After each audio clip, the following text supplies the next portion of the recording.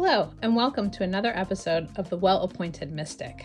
Today, I thought I would talk about a very obscure subsection of tarot deck collecting, and that would be yarn, knitting, and craft-related tarot and oracle decks. So, as a result of this being very niche, there is only one knitter yarn-related deck that I know of that I do not currently own, and that one is called the Knitter's Oracle. And I believe it might have come out in 2018 or 2019. It was a indie release, Kickstarter kind of thing, and I really wanted to back it, but at the time wasn't sure about it, and now it's very challenging to find it. So these are the three that I currently own, and I am a diehard knitter. I've been knitting for probably going on 20 years. I started pretty much as soon as I moved here and started working where I used to work, which was Hallmark Cards, and used to knit every day at lunch, and it just grew from there. And so now I knit all the time. I make my own clothes. I make gifts for friends. But anyway, so of course, when two of your favorite interests collide, it's really hard not to be inclined to basically just hit the buy it now button. So that is often what happened with these. So the first one that I got was the Stitcher's Oracle, which was a Kickstarter they go by the name Stitch Together. It just says copyright 2021, Stitch Together, Kayana Nelson. Kayana Nelson. And when I got this deck, I fell in love with it. So it did not come with really any kind of guidebook. It just has this like little tiny booklet that basically tells you a little bit about how to do a reading, and then basically said everything about this deck is intuitive. What do these mean to you? And I ended up keeping it in my knitting bag and use it as sort of a, what should I do next? Or should I finish this project, or that kind of thing, and would pull a card, and if I got a card like this, I'd be like, well, there's yarn vomit in my future. And that's when you sort of pull a center pull ball and a whole glob of it comes out, or you get a really big tangle in a ball of yarn. So I definitely kept this very knitty focused, yarn focused. For a yarny, a moth is the worst sign. It is the sign of sweater death. This is a certain type of way to connect two balls of yarn.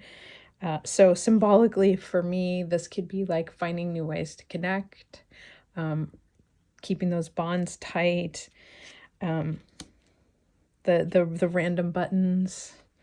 Like, they all have meaning to me, but might not have meaning to someone who's not a crafter, knitter, crocheter, stitcher, that kind of thing. And my initial reaction was that there's several cards that had buttons on them, but the more that I look at them, the more that I pick up different meanings. Like, this one is like, you need to do the thing, like sew the buttons on, but do it your own way. Are you going to do a crisscross pattern? Are you going to do back and forth? Are you going to do a square? Are you going to do something totally different? Like, do it your own way. Find a different way. Find a different path. But yeah, so this is just for me, a really fun deck. And I like that it's all intuitive. It's a beautiful deck. It's that linen finish cardstock. I should really paint the edges gold to match the back. And just really simple. And so when I found out that they were going to do a tarot deck, I immediately jumped at it.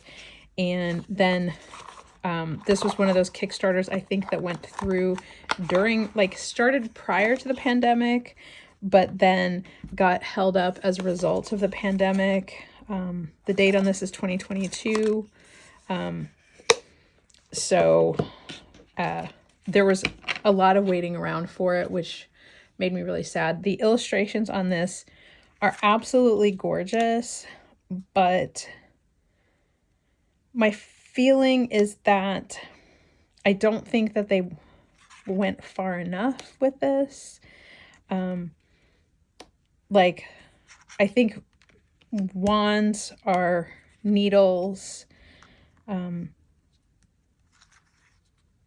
swords are pins. The illustrations are so fantastic. They're so lovely. And I want to love this deck so much because it's like all the things that I like, this simple color palette, these wonderful illustrations, all just crafty related stuff. I mean, I even have a pair of scissors with little skulls on them tattooed on my body. Not her design, friend of mine, but still, you know, but unfortunately, I feel like the images don't directly relate in any meaningful way for me to tarot. Like, not, some of them do, some of them don't. Like this tower card, this spinning bobbin, drop spindle, is not working for me. Although maybe for someone else, they would pick up what she was laying down with this particular imagery, but it does not work for me. And some of the other ones, like all the court cards, there's nothing to really relate back to sort of the RWS symbolism or anything. So my heart was really broken by this deck because it's so beautiful. The illustrations are so well done. Like this pin cushion for the Ten of Swords, spot on. Like, I get the meaning there. But like the Queen of Wands, yes, it has the flower in there, but otherwise it's just, I wanted more. I wanted more. So I want to love this deck. I just don't. So I keep it because it was a hard-fought battle to get it after it just took a really long time to get. And so there was a lot of, like, you know, like when those Kickstarters go a little south and you're like, I'm never going to get what I ordered, like what I backed on Kickstarter. And so you start to get real salty about it. And that happened to me a little bit with this deck. And so I did sort of sit on it for several months before I pulled it out to let the saltiness dry out so that I could experience it for sure. Like what the deck was actually trying to be. And some, like I said, some of the cards resonate and work for me and others don't. So that is my take. This is a very meh for me. As much as it's beautiful, I love it. This was one of those things that I backed, and I backed everything. So I got the enamel pin, the postcards, the tote bag, like the whole thing. And so the fact that it just kind of went for me makes me really sad. So the last one is the Yarn Tarot. This was a mass market that came in one of those magnetic closure boxes that open and close on the bottom, and so like everything falls out. I have it in this lovely Moonlit Fae bag that has knitting needles all over it and sweaters. So it was like, of course it goes in this bag.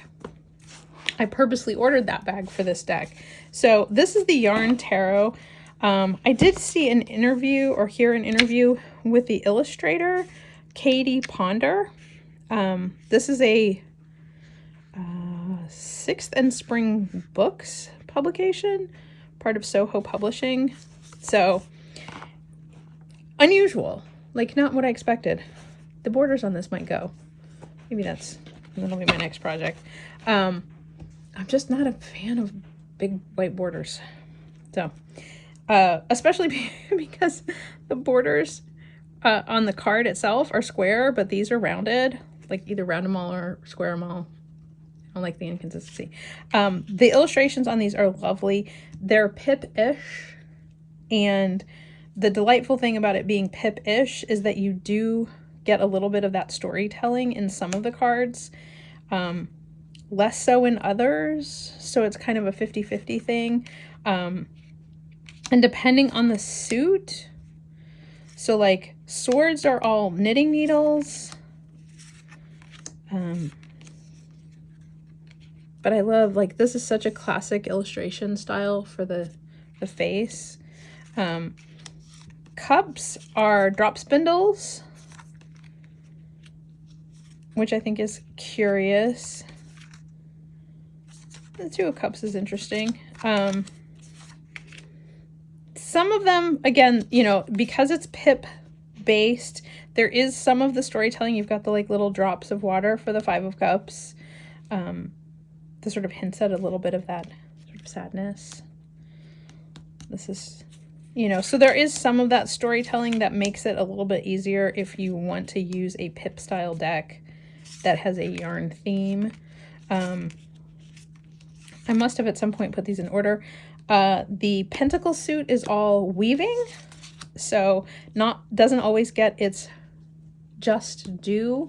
The one thing though is it's sort of the same weaving on every card. It's just this pentacle woven onto a loom frame. So could it be more? Yes. But I mean, this Five of Pentacles is pretty, like, I hate to say it, but it's a little phoned in. So that's probably the saddest thing, because I know Pentacle suit is a lot of people's favorite suit. And so it would have been nice to have a little bit more of the storytelling that was included in like the swords and the cups.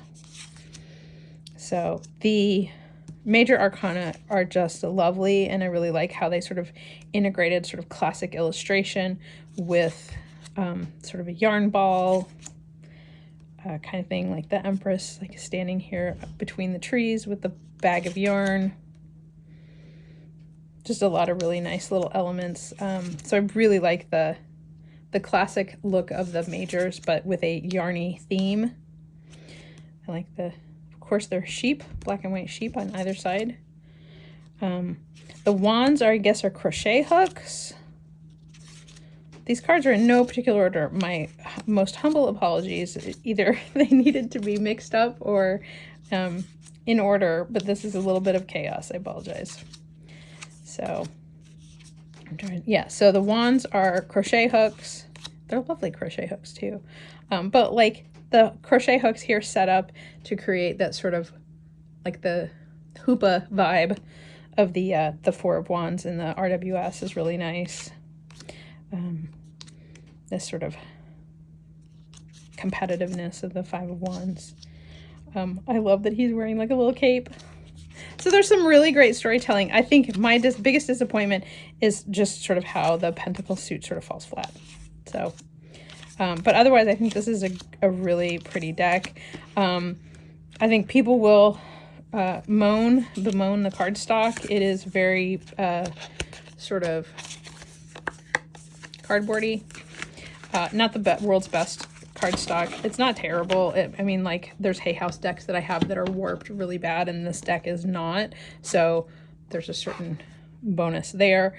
But I think from the standpoint of like a pip deck, and one that is so specifically themed to another hobby or kind of thing, this one is probably the standout. I mean, in comparison with the Stitcher's Tarot, which, while I think is beautiful, I don't think works as well.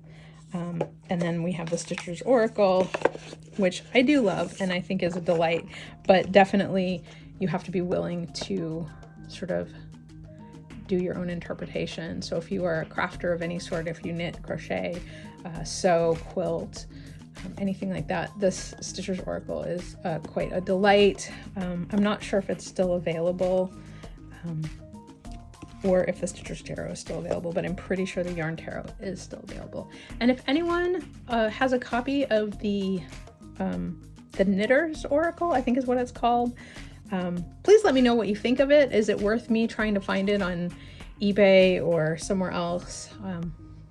I would love to know. So anyway, thank you so much for watching my video. I hope you enjoyed it, and I will talk to you again soon. Bye.